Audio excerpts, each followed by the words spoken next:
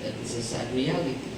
So ngayon, ang ating ding attachment, perception, and desire to the world ay i-magnify yan sa kaaway natin. Lima po yung taktika ng ating kaaway. I-magnify niya yung desire natin, yung perception natin sa mundo, at yung attachment natin sa mundo. At sinishare ko na yan nung una. Pangalawa, i-distort niya. Pangatlo, i-twist niya.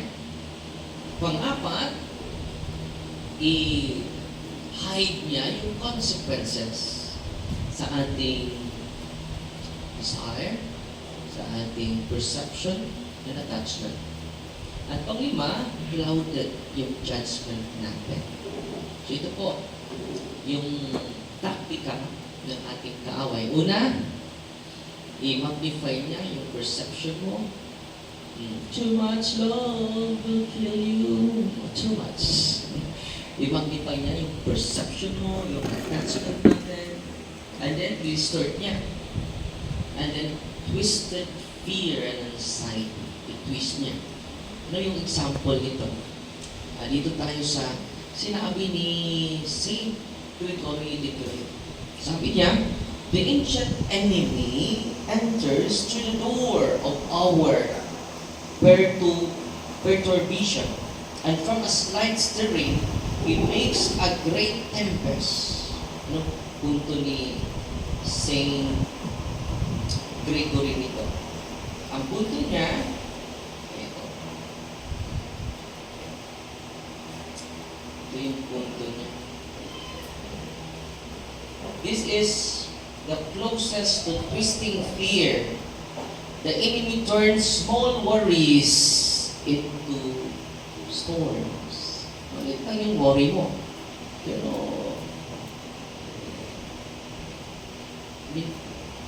lumalaki, no? Demons, twisting fears and anxieties. I-twist na yung fear mo, kahit maliit lang, malaki niya. Maliit lang rason na nag-aaway tayo. Ito lang. Hindi mo napatok yung manok ko. Nag-iba ka na. No? Dito tayo sa example, mga kapatid. Example, fear of failure. Ang normal nito, I might fail this project. Yung normal fear. Pero ano yung twisted fear nito? If I fail, my life is ruined. Hindi ko makapasa sa subject ko, sa math, sa science. My life is ruined. Yan yung expectation ng magulang mo. Dapat, kung laude ka, dapat manya ko eh. Dapat, ganun ka rin. So, if I fail, my life is ruined. Ito yung twisted fear. Di ba? Hindi ka na ma-describe sa number. You're greater than a number. You're greater than your grade. Amen? At ang twisted fear. Totoo. Yung demonyo hindi lang mag-define, hindi lang mag-distort, i-twist pa yung takot mo. Kanina may umakyat. Dito. Baka na-twisted fear na kayo, ha? Hindi na ako magbalik dito. Kailanman. Amen? Pag-ingat tayo. Satan will twist our fear and our anxiety. Yung in-exercise ko kanina, Father, from Palawan, may bubulong sa aking isipan, Father, na uuwi na kami, na kami ng ticket. Dahil hindi talaga ako gagaling dito. Babalik kami sa albularyo. Sabi ng promptings of the Clean Spirit sa kanyang isipan. Kanina, in-exercise ko siya. Saan yung prayer ko? Yung prayer of curses ang pinipray ko sa kanya. Ano niyo? Grabe yung reaction niya. So prayer against evil eye and curses. Dito siya, kaya nga, kinakailangan na ano kayo, kapag sasabihin ng tipo na balikan, sagawa ka ng, magsagawa ka ng narrative, para mag-guided po ako. Dito siya nag-react. No? Drive away all hexes or spells, magic, from any location. Yung demonyo na nakakalam. Hindi ko siya,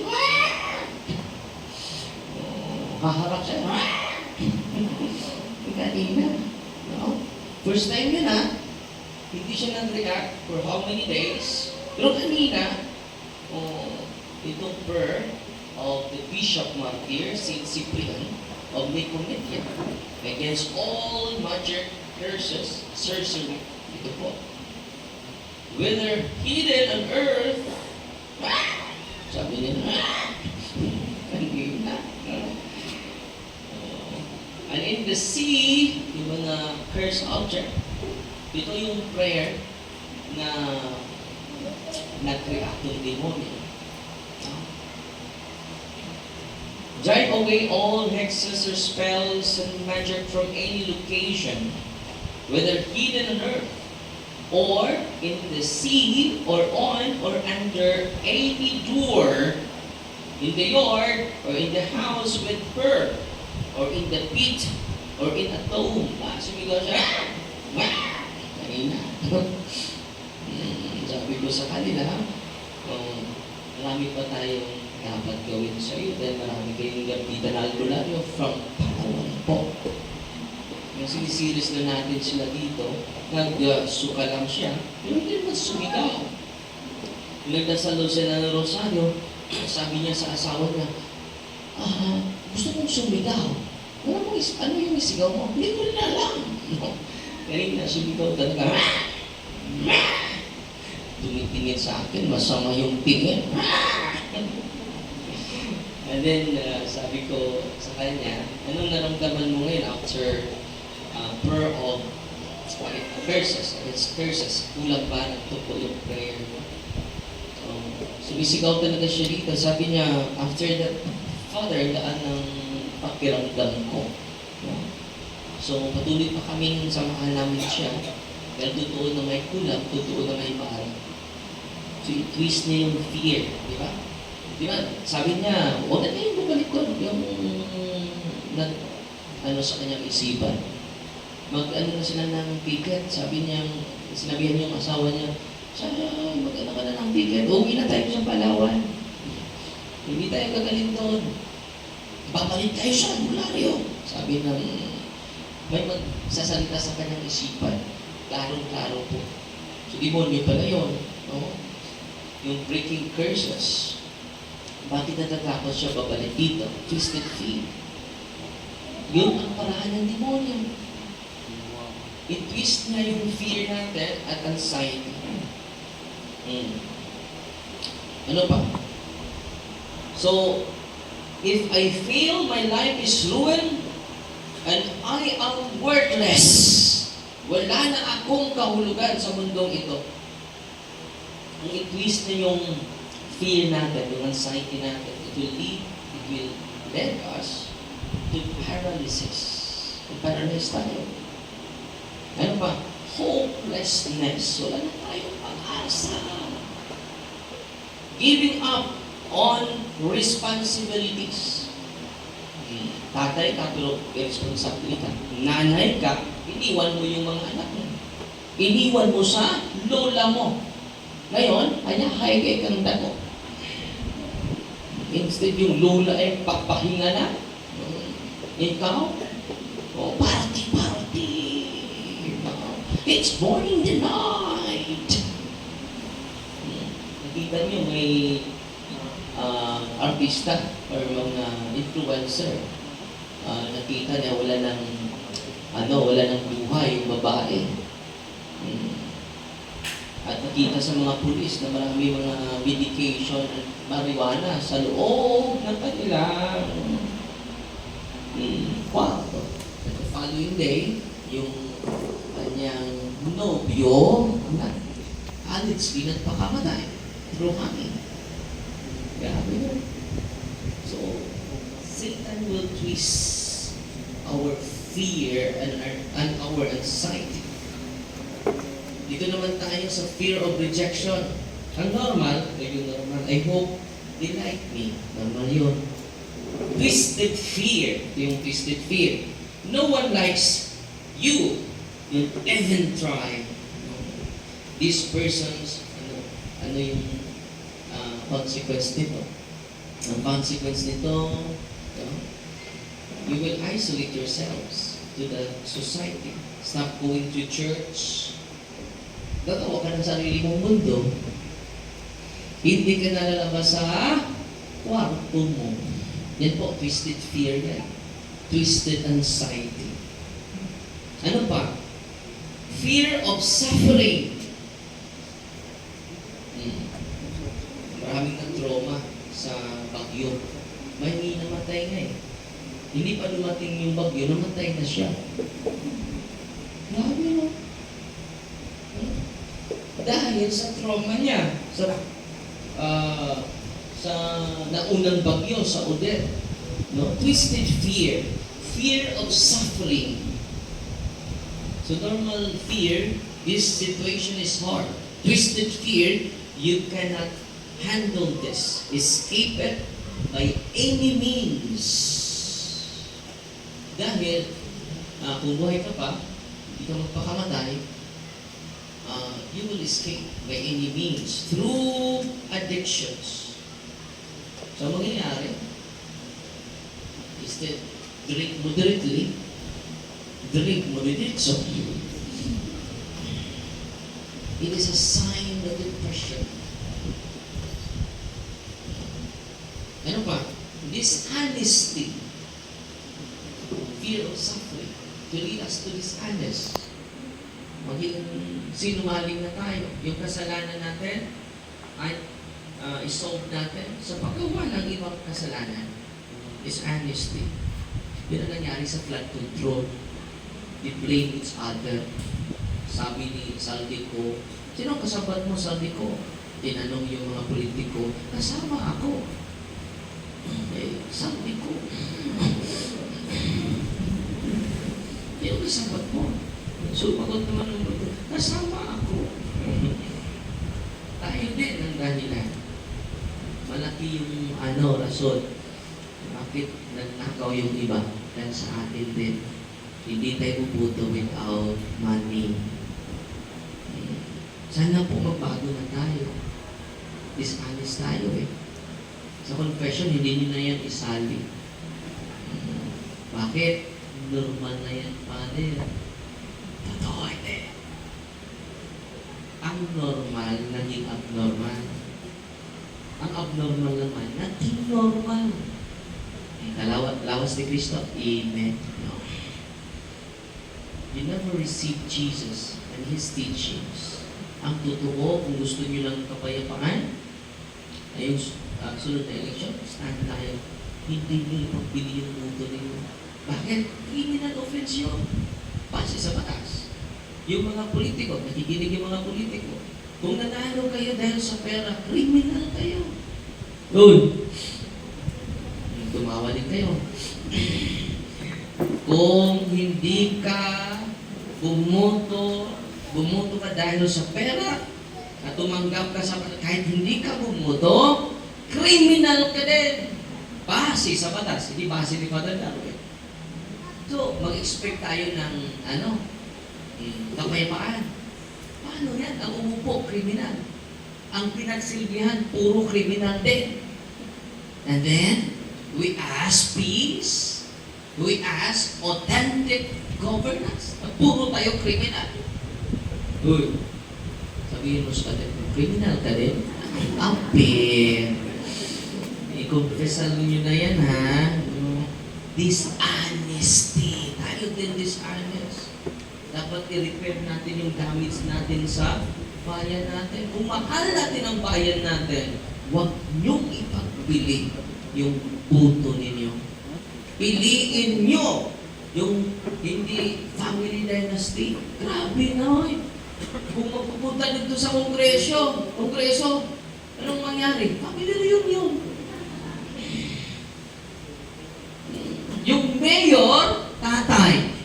vice mayor, nanay. Mahiya naman kayo. Grabe naman. Kakapal ng mukha ninyo. Totoo, hindi. Pero Tinood. natin sila dahil mabuti naman. Yan ang source of corruption. Yung kagawad nila, anak nila, first kagawad. Kung maaari pa yung aso nila, patakbuhin nila eh. Kung pupunta na sila sa kongreso, family reunion na. Reunion na sila doon. So, dapat, hindi na tayo mangaway. Sasabi na natin yung katotohanan. We become dishonest. And then, abandoning moral duties. Yun po, fear of suffering. Ano nangyari sa atin? It is a temporal punishment sa ating lahat. Bakit? Hindi tayo makinig kailanman sa simbahan. Sabi ng simbahan, end the book buying. Pero tayo mga Katoliko, pwede na yung pambugas. May na lang, may kapalit o bugas. Totoo, hindi. Huwag na tayong maniwala sa simbahan. Sabi, yun, abandoning our moral duty. Ano nangyari? Malumutan tayo sa baha. Sasabi ko, nasaan yung politiko? May tunutuli mong bugan. Anong di paligya ni mo yung buto mo na yung pangutana. Di ba? We question the politician. Let's question also ourselves by abandoning our moral responsibility. Kaya nga, ipabilanggo ko talaga. Nandun na siya, RTCY, yung kaso ko from fiscal, nandun na. Dapat titindig na tayo, hindi lang sa likod, pati na sa harap. Yung pagbili ng buto, tayo may personal knowledge doon. Sa flood control, may personal knowledge ka? Wala! Kahit anong pang sasabihin mo sa Facebook, wala tayong magagawa dyan. Pero meron tayong malaking magagawa during election. Let us stand and make a legal action against them. Alam nyo, alam natin lahat, pero wala tayong ginagawa. O sa pagbuhat, sa dili, angay buhaton. Ako siya. Kami po, luto ng ilong. Alam na natin na criminal offense yan. Immoral yan. Hinahabol pa natin yung leader. Nasaan yung leader? Bakit? 500 lang nung tanggap ko. 1,000 sa kabila. Kurakot ka din, lidira ka ha. Mag-upgrade yung dalawa. So ngayon mga kapatid, it's coming November. Ano na tayo? Let us not abandon our moral responsibilities. Amen? Huwag kayong matakot. Twisted fear. Tayo na, di ba? Tayo na ang matatakot. Hindi naman tayo. Gumagawa ng masama. Sabi ng mga pare, Father, hindi yan basta-basta ginawa mo. Hindi ka ba natatakot? Twisted fear yan. Bakit naman ako matatakot? Moral itong ginagawa ko. Bakit naman ako matatakot? Legal itong ginagawa ko. Ano nangyari? The abnormal becomes normal. Si Father Darwin na ngayon ang abnormal. Okay lang. Kayong lahat normal. Normal kayo? Tawag kayo ano? Sasali kayo sa akin na abnormal? Twisted fear. Yan ang gawin ng demonyo. Anong nangyari? Grabe na yung korupsyon sa mundo natin. So ano pa? Itong twisted fear ng ating kaaway. Fear of God's judgment. Yung normal, healthy reverence. Natatakot ako sa Panginoon. Normal yun. Twisted fear. Ito yung twisted fear. You're unforgivable. Yung kasalanan mo ay wala ng kapatawaran. Kahit mangumpisal ka pa, hindi na mapatawad yung kasalanan mo! Yun, twisted fear. Yun. Pero biblical yan, Father eh. Sabi ni Kristo, yung magkasala sa anak, mapatawad. Pero yung magkasala sa banal na Espiritu ay hindi mapatawad kailanman. Anong punto yung Father? Ang Diyos pala ay mayroong kasalanan na hindi mapatawad. Meron! Ano yung kasalanan na yan, Father? Final impenitence. Ano yung final impenitence? Yung sasabihin ng mga tao, mag-umpisa ka, wala naman akong kasalanan. Final impenitence yun. Bakit ako mag-umpisal sa pare? Wala naman akong kasalanan! Ano kasi Immaculate Conception? Si Mama Mary ka.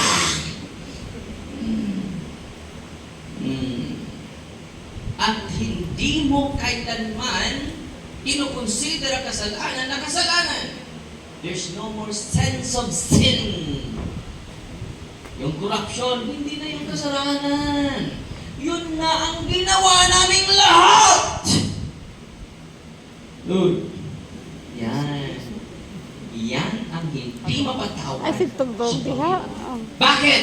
Hindi humingi ng kapatawaran. Isog sa kay Yung kamong kasalanan mata. na yan ay hindi mapatawad kailan because you are twisted by the evil spirit. Your fear is twisted by the clean one. Amen? Ano pa? God is done with you. Ang Panginoon ay tapos na sa'yo. Hindi ka na mapatawad sa Panginoon. Leads to despair instead of repentance. Instead, mag-repent ka, hindi na. So, walang kasalanan na hindi mapatawad kung may repentance. So, mamaya may confession with Father Martin at magpakumpisal din ako sa mga dalawa lang kami ha. Pasensya na kayo, hindi namin ma-accommodate namin kayo lahat. Direct to the point yung pag-confess nyo. Confession of sins. Not confession of illness. Not confession of problems. Direct to the point din yung pag-kumpisan nyo. Huwag nyo isali yung kasalanan ng katabi mo. My fault. My fault. My most grievous fault. Akong siya. Akong siya. Akong gabong siya. Yun ang tunay na repentance. Father, nakakagit ako ng adultery dahil sa asawa ko, Father. Nag-revenge na ako, Father. Huwag mo nang isali yung asawa mo. Let's focus on yourself. At yung asawa mo, yun ang mananagot sa Diyos, hindi ikaw. Uy! Naintindihan niyo ba? Para madali tayo mamaya at makakumpisal kayo lahat. Okay? Libre ko lang bayad po. Okay? When you receive the sacrament, you receive literally the very person of Jesus. Confession. And when you all seek the Holy Eucharist. Mamaya, huwag kayong masyaka, baka may mag-react. Dahil yung ibibigay ko yung 2 species sa mga hinaharas ng demonyo. Yung in-exercise ko lang, yung hindi pa na-exercise, sa sunod na. No? Natawanan ni Kristo. Kahapon may wakwak. Dito. No? After receiving the Eucharist, wak! Wak! Wak! Darwin, batik up now! Batik up now, manong nalang na ibo. Nagsarang na. Char. Beetle, galit na galit siya sa akin. Yung demonyo. Not because of me, but because I am in persona Christi. Because of Christ. Not because of me. Amen? Yan ang alas ko eh. Naniwala ko kasama ko si Kristo. Kahit anong kasalanan ko, kahit anong kabalastugan ko, nandito si Kristo kasama ko. Amen? Don't rely on yourselves. Rely on God. nabago yung mga apostol dahil hindi sa pananampalataya na sa sarili nila. Grabe yung pananampalataya ni Kristo sa kanila kahit wala silang belief sa sarili nila. At doon nabago yung mga apostol. Amen? At ganoon din tayo. At sana po, may power kayo ngayon. Kung may iharas ng demonyo, use the sacramentals of the church. Use the prayer of the church. Yung pangpalawan, kanina pa yung nag-react ng grabe. Grabe yung pagsigaw niya. No? Nakuhaan natin ang video pero bawal po. Ipakita ang video. Kaya mamaya kapag may mag-react, bawal po yung video. Bawal po. Bakit hindi natin i-upload yan? Nakita ba ninyo? Nag-live ako during exorcism. Mga kapatid, nandito tayo ngayon sa exorcism room. Ito yung mukha ng mga pasyente natin. Ito yung unahin natin. Lilitaw ito ngayon. Bawal yun! To protect the reputation of the victim. Okay? Hindi natin ipahiya ang bawat isa sa atin. Pero yung mga albularyo, pasok! Pasok yung demonyo. Sa atin palabasin. Yung mga magugulang na gumugulang nito. Pasok! Kilala mo ba ako? Kilala mo ba ako? Mata dia, uy. Ulit, sinitibala yun. Sabi ni Iso, kagis pa din Darwin. yung albularyo ng greenhouse. Ang dami na pong albularyo. Ngayong November 24, may albularyo bibisita sa atin from Sikipor. Makidiskusyon kay Father Darwin. Yung albularyo, siya daw yung mga leader sa albularyo galing Sikihor. At handa naman akong haharap sa kanya. Alang-alang sa kaligtasan sa lahat ng albularyo, hindi lang sa albularyo, pati na hindi lang pang sports lang, pang pamilya pa. Isalipan na yung buong pamilya nila. No? Yun ang rason bakit haharapin ko sila. To save their souls. Not to condemn them. But to use the language of salvation from Jesus. The message of salvation from Jesus. Not the message of condemnation. Amen? At isalin niyo kami sa dasal lagi dahil hindi po yung tao yung kalaban. Nakita niyo yung umakyat kanina? Na? Nandito pa. Huwag yung videohan dahil marami pong pumapasok sa kanyang katawan. At hindi din siya Katoliko. No? Hindi din siya Katoliko. Pero Katoliko sila dati. Yun po ang partial information na tanggap ko. Pero hindi pa ako nag-exercise sa kanila. I-prepare ko muna sila through processing sa tingin natin. Kung di paan, i-prepare mo yung sundalo mo, di ba? Sino yung sundalo natin? Tayo. No? I-prepare natin yung catechism natin. At bibigyan pa natin ng special catechism yung buong guro, mga family naman dito, dahil naras ng demonyo yung paaralan nila. Pupunta din ako this coming Tuesday sa kanyang paaralan. Satan is real and God is more than love. Amen? Activate your faith, not your fear. So when you activate your faith, you starve the demons. Ano? When you activate your faith, you starve the demons. And when you activate your fear, you feed the demon. So ngayon, bakit nag-catechize tayo to empower you? At ano yung objective? Bakit in-empower namin kayo? Para huwag nang matakot. Dapat yung mga demonyo ang matatakot sa ating lahat. Hindi tayo matakot sa demonyo. Dapat sila ang takot sa atin. After your talk, you are empowered, not threatened, but empowered to increase your faith. Anchored in God, to increase your hope. Anchored in God, to increase your love. Anchored in God, alone. Amen? Natutuwa ba kayo ngayon? Or natatakot? All of the above, sabi. So, wala akong oras i-continue lang yung catechism ko sa sumunod na araw. Palihog mundo, apil ang mga